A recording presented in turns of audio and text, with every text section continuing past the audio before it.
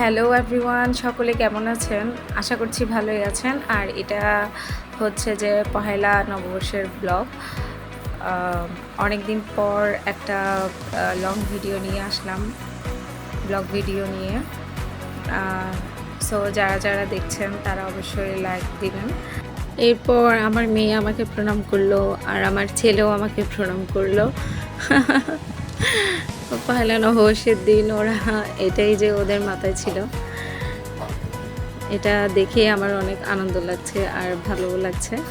এগুলো হচ্ছে একটা পারিবারিক সংস্কার, শিক্ষা, এগুলো যদি থাকে একটা ছেলে মেয়ে অনেকটাই ভালোভাবে মানুষ হতে পারে।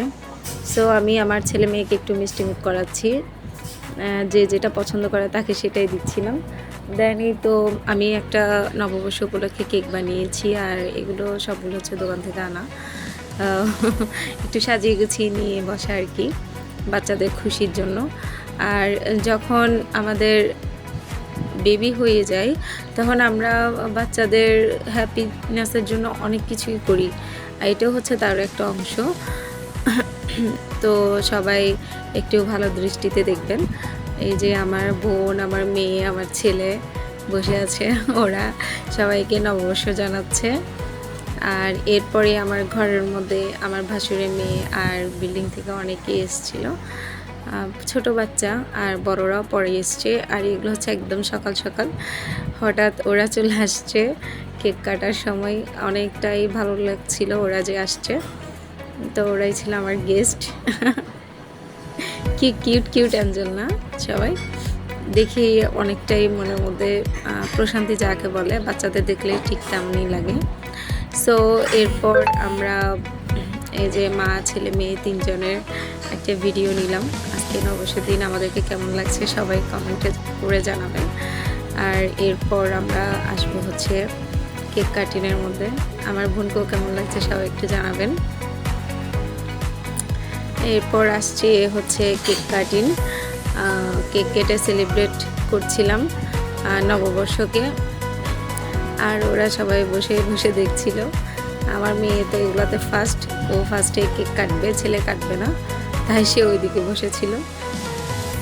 আমার বোন আর আমার মেয়ে মিলে কেক কেটে নববর্ষ উদযাপন করছে। আর সবাইকে খাওয়াইয়ে দিচ্ছিল।